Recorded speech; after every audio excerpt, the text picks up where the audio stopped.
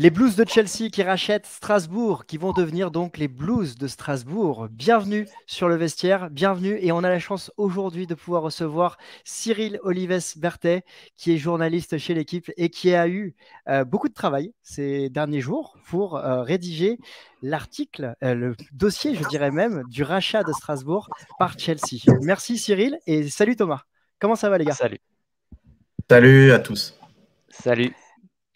Thomas, je crois que tu avais une question sur la une de l'équipe pour commencer. La première chose qui m'a marqué dans ce dossier, c'est le groupe Blueco qui rachète les Blues de Chelsea et maintenant Strasbourg. Est-ce qu'il y a un lien avec la couleur et le nom du groupe du coup? Ouais, ça, je pense que c'est un joli un petit clin d'œil, mais effectivement, après, on dit pas trop souvent les Bleus de Strasbourg. On dit d'autres choses, le Racing, le RCSA, mais les Bleus, c'est plus rare. En tout cas, oui, c'est vrai que c'est marrant. En tout cas, il y a une question d'identité qui se pose tout de suite. On va y revenir là-dessus, mais avant de commencer de nous faire un point sur où en est la vente aujourd'hui précisément, j'ai envie de te poser une question. On sait que le dernier actionnaire américain qui était à Strasbourg, c'était IMG McCormack. On sait comment le club a fini quand les Américains sont partis. Est-ce qu'il n'y a pas une inquiétude aujourd'hui de voir Blueco arriver du côté de Strasbourg?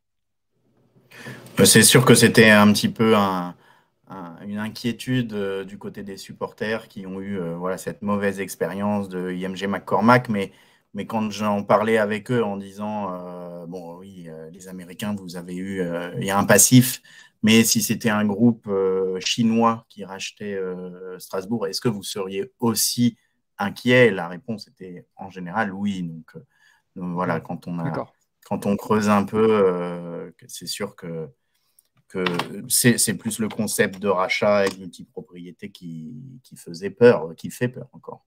D'accord. Là, la vente, elle est actée, elle est définitive. Tout est verrouillé. Il n'y a plus de machine arrière, plus moyen de faire machine arrière. C'est réalisé. Keller a vendu le club. Alors normalement, oui, il reste des passages obligés qui sont importants dans une telle vente, notamment prévenir les instances représentatives du personnel de chaque club, et puis apporter tous les papiers demandés par la DNCG. C'est pour ça que la DNCG, hier, a mis le statut de Strasbourg en délibéré. Et Strasbourg a 15 jours pour apporter tous les documents demandés, mais tout est verrouillé et le club est racheté. En tout cas, le consortium américain Blueco a racheté 100% des actions du RCSA. Est-ce qu'on sait aujourd'hui pourquoi Blueco a racheté Strasbourg en particulier? Alors, il cherchait un club partenaire, disons ça, en tout cas c'est le terme utilisé en anglais dans le deal qui a été très long avec les avocats de Blueco, c'est le terme utilisé, sister club en anglais. Donc club frère, ils ont traduit ça en français. Il cherchait un club partenaire, il cherchait notamment à se développer dans une ligue à fort potentiel. Et Blueco pense que la Ligue 1, sous l'impulsion de la LFP, du nouveau développement avec CVC, va compter dans les années à venir.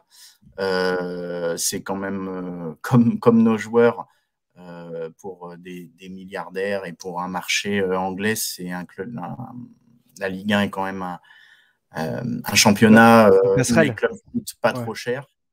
Surtout, ils ont cherché, ils ont pensé à Bordeaux, ils ont pensé à Sochaux, ils étaient là avec Eagle pour l'OL. D'accord. Voilà, c'est des niveaux d'investissement qui sont beaucoup plus raisonnables que les milliards d'euros qu'il a fallu dépenser pour acheter Chelsea, par exemple. On a le montant. Je sais que Thomas, tu avais une question, mais on a le montant du rachat de Strasbourg? On n'a pas le montant, officiellement, on n'a pas le montant. Des sources évoquent un chiffre de 75 millions d'euros, des sources que je n'ai pas pu vérifier. D'accord. Est-ce que le fait que Strasbourg soit bien géré financièrement et qu'il y ait une ferveur dans ce club-là, est-ce que ça a pu jouer justement, tu penses, dans le fait que Blueco soit intéressé par Strasbourg? Alors bien sûr, c'est ce que nous disait Marc Keller hier. Bluco cherchait donc un club en Ligue 1 avec une forte base de supporters présents dans une ville un peu, je dirais pas iconique, mais une ville un peu sexy, quoi. Ouais. Strasbourg est une belle ville, l'Alsace est une belle région, c'est quand même aussi un endroit qui est proche de l'Allemagne, au centre de l'Europe, capitale européenne. Tout ça fait que, oui, Strasbourg, que ce soit le club, la ville, tout ça, c'est quelque part un peu sexy, quoi, pour eux. Aujourd'hui, on dit que, enfin, on voit dans l'article de l'équipe et l'interview que tu as réalisée de Marc Keller hier, enfin hier soir pour aujourd'hui, il dit, nous ne pouvions pas le faire seuls. Quels sont les avantages pour Strasbourg aujourd'hui, alors que on sait que la Ligue 1 est passée de 20 à 18 clubs. Quels sont les avantages pour Chelsea de s'être associé ou d'être vendu, c'est pas associé parce que c'est une vente totale, à un partenaire comme Bluco et Chelsea? Alors, les avantages sont censés être des deux côtés, hein, ils sont censés être équilibrés. Chelsea, leur avantage, c'est d'avoir un pied en France pour observer des joueurs et surtout de posséder un club dans lequel ils croient, qui fait partie d'une Ligue 1 dans laquelle Bluco, Clear Lake, puisqu'il y a le fonds d'investissement Clear Lake, croit beaucoup, et un club qui, rappelons-le, ne valait enfin, que les actionnaires ont racheté 1 euro symbolique, je crois, en 2012, en épongeant la dette, et qu'aujourd'hui, ils revendent peut-être 75 millions. Dans 5 ans, combien, ou 10 ans, combien vaut le Racing évidemment, ils espèrent sûrement un retour sur investissement à un moment. Ouais, d'autant plus que, comme tu le disais tout à l'heure, Thomas, le club est sain et le stade est en rénovation. On a un stade qui est plein. On a un vrai bassin populaire. On dit souvent, sans chauvinisme de mon côté, que c'est le Marseille de l'Est. Et pour avoir été voir des matchs à Strasbourg, il y a une vraie ferveur populaire et ça, c'est intéressant. On a parlé des avantages pour Strasbourg, pour Chelsea. Non, pour Chelsea. Ouais, pour Chelsea, mais Strasbourg, voilà, il va falloir aussi rassurer peut-être les supporters. Thomas, tu avais une question, je crois, sur. Ouais, est-ce qu'on peut imaginer Chelsea, comme à l'époque il le faisait avec le Vitesse Arnhem, prêter ses jeunes talents, ses jeunes pépites du côté de Chelsea, justement pour que ces derniers aient du temps de jeu dans un championnat qui est compétitif par rapport aux équipes réserves ou aux équipes jeunes? Alors, le discours de Marc Keller ne va pas dans ce sens. D'accord. La réponse a été claire quand je lui ai posé la question, est-ce qu'il est possible, probable ou possible de voir arriver 5-6 joueurs en prêt? Non. D'accord. D'accord. Euh, Donc pas de quand on, Lukaku, pas de Nicolas Jackson, pas de Wesley Fofana du quand côté de Strasbourg. voilà, il y aura peut-être des passerelles, peut-être des moments où ça servira vraiment sur un transfert, sur un prêt. J'imagine, parce qu'on m'en a déjà parlé, que si au 31 août, il y a un joueur excellent de Chelsea qui plaît à Strasbourg et qui est barré chez les Blues et qu'il n'a pas de porte de sortie, que Strasbourg a un besoin sur ce poste, pourquoi pas imaginer que ce joueur-là revienne? Ce serait vraiment une variable d'ajustement euh, pour Strasbourg, mais en tout cas, ça ne semble pas être le modèle ou un modèle comme peut l'être par exemple Citigroup, comme peut le faire Citigroup à Troyes avec ou à Lommel, où Ouais. ils prêtent de nombreux joueurs. Après, il y a un Donc deux avantage clubs financier. indépendants. Pardon, vas-y, Ouais, vas-y. vas-y. Donc deux clubs indépendants comme Leipzig et Salzbourg en fait. Oui, voilà, bah, c'est l'exemple qui est souvent cité et j'ai récemment travaillé sur le modèle du Red Bull, du groupe Red Bull et par exemple, Salzbourg et Leipzig ont leur cellule de recrutement propre et même sur les mêmes marchés, Salzbourg et en France, il y a 2 recruteurs qui s'occupent de Salzbourg et Liefering, qui est le troisième club, enfin le deuxième club de Salzbourg. Et parallèlement à ça, Red Bull a quand même staffé 2 recruteurs pour Leipzig uniquement. Et Salzbourg a son argent. Salzbourg vend des joueurs, que ce soit à Leipzig, évidemment, mais aussi à d'autres clubs. Et donc, ça a l'air d'être le modèle qui est envisagé pour Marc Keller. Il y a quand même un avantage financier côté Strasbourg, c'est qu'ils vont disposer de moyens supplémentaires pour aller chercher leurs propres joueurs ou garder les leurs. Djikou, on pense à Diarra. Tout à l'heure, avant de commencer, on parlait en off de Fofana. Moi, j'ai envie de te poser la question, est-ce qu'ils seront en capacité de garder Habib Diallo? Même si j'imagine que c'est la valeur marchande la plus importante aujourd'hui, donc peut-être qu'il ira vers l'Angleterre, mais financièrement, il y a quand même un poids supplémentaire qui est intéressant. Alors financièrement, le club va passer un cap. Ce cap, on le verra dans le recrutement, dans le fait qu'on va façonner l'effectif d'une certaine manière, et dans le fait d'essayer d'aller chercher des joueurs qu'on n'aurait pas pu faire avant. Effectivement, Alex Djikou est en fin de contrat, c'est le capitaine, c'est un défenseur central dans lequel on a des garanties quelque part.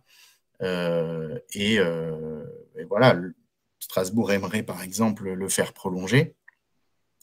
Peut-être pourrait-il le faire en lui présentant, en lui prouvant et confirmant que oui, il est le pilier du nouvel ère, qui sera notamment représenté par lui, par des grosses recrues, etc.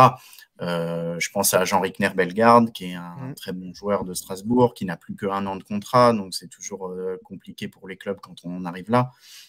Aujourd'hui, Jean-Rickner Bellegarde est courtisé, il n'a plus qu'1 an de contrat. Qu'est-ce qu'on en fait? Est-ce qu'on essaye de le prolonger ou pas? C'est aussi la volonté du club. Quant à Habib Diallo, ça n'a pas l'air d'être le plan.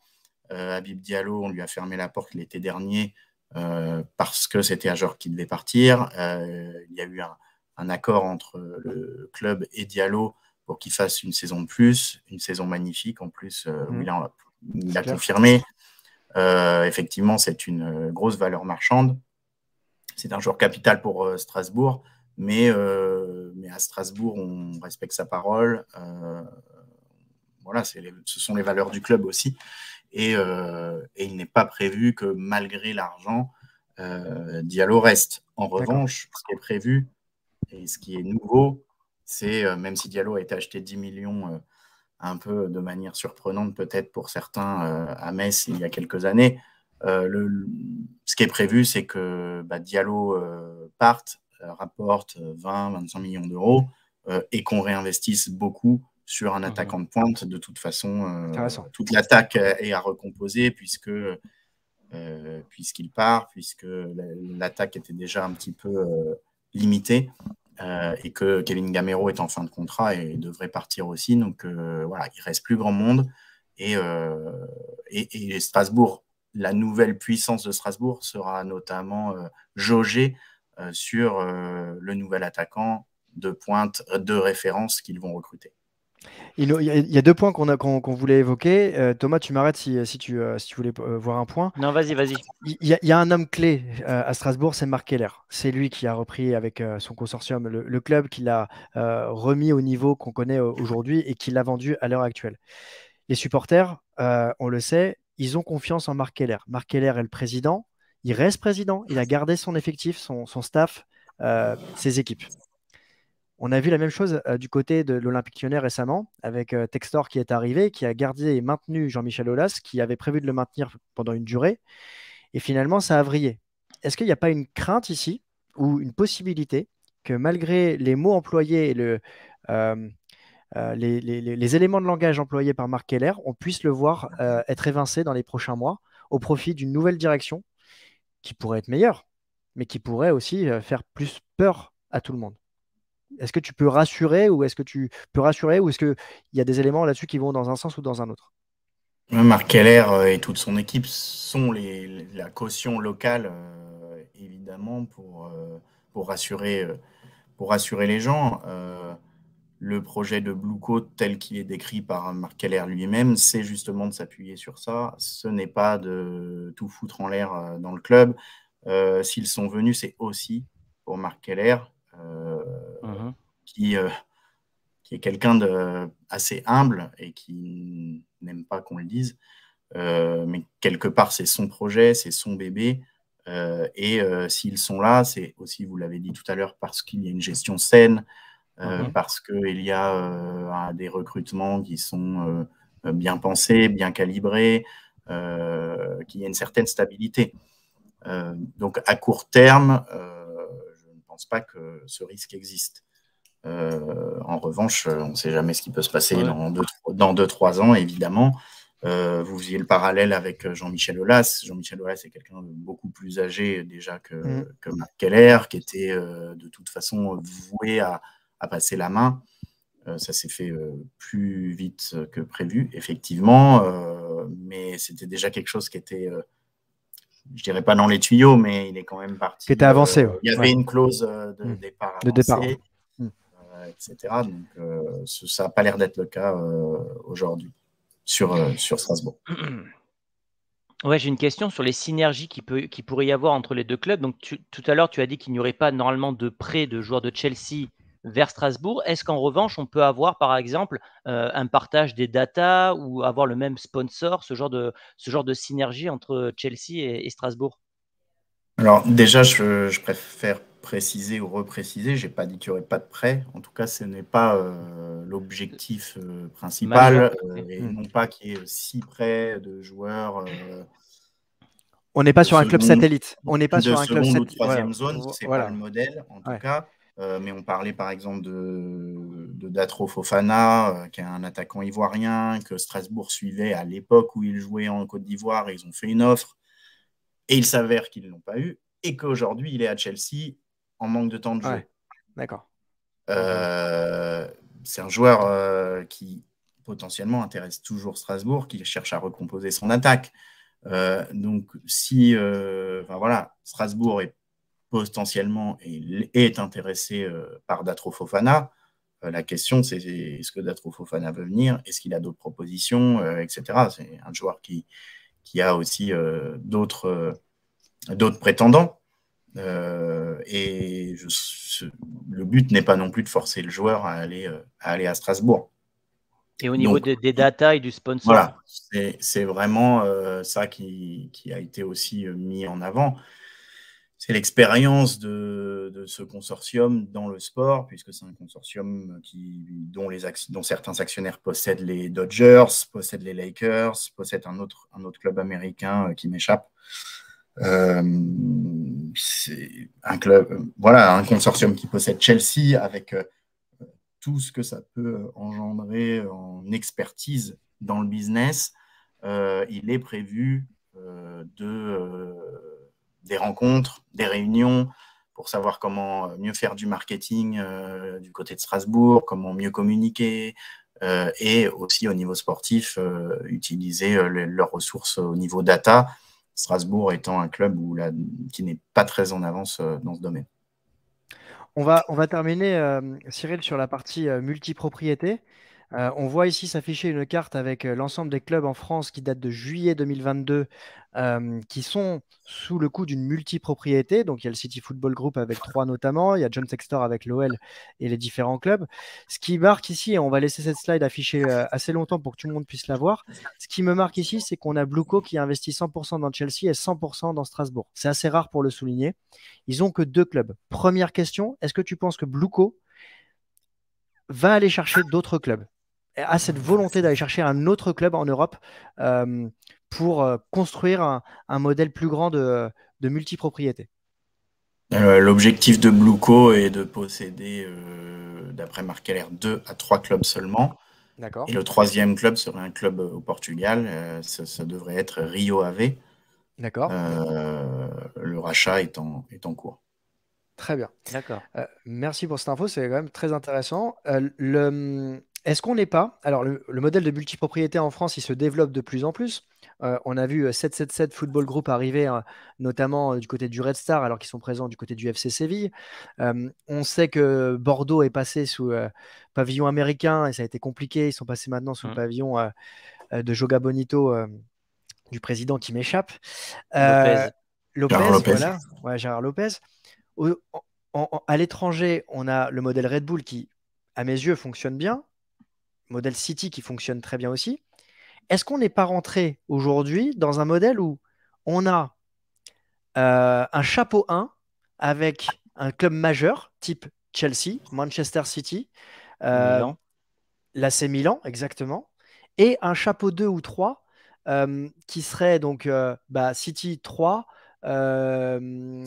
Chelsea Strasbourg, Milan, l'AC Milan Milan-Toulouse. Toulouse, et déjà une hiérarchie qui se crée, et donc une Super League qui est en train de s'auto-créer en fait. Est-ce que tu penses, tu le vois, comment tu le vois ça? Oui, oui, c'est une vision intéressante. Après, il y a ces multipropriétés, quand on les regarde attentivement et quand on voit les business qui sont faits dans chacune d'entre elles, ce sont des business très différents en fait. Et donc, voilà, ce que fait Monaco avec le Cercle Bruges Mhm. est très différent de ce que fait Lens avec Padoue et Millonarios, où il y a très peu d'échanges, par exemple. Euh, donc, il y a la multipropriété, des multipropriétés, et Mhm. je pense qu'on ne peut pas généraliser sur ce qui se passe dans chacune des entités. Euh, Après, oui, c'est malheureusement le foot d'aujourd'hui, et ce système, ce modèle oblige même l'UEFA à revoir sa copie, et à partir de 2024, par exemple, les Coupes d'Europe ne verront plus des équipes de C1 être versées en C3, etc., pour limiter le risque que deux équipes d'un même groupe se retrouvent dans la même D'accord. compétition. Ouais, parce qu'il y a le modèle, évidemment, enfin, on pense au Qatar, au sens large du Mhm. terme, quand je dis Qatar, qui pourrait racheter Manchester United, et donc être et actionnaire de Manchester United et du Paris Saint-Germain. Ça peut poser question, évidemment.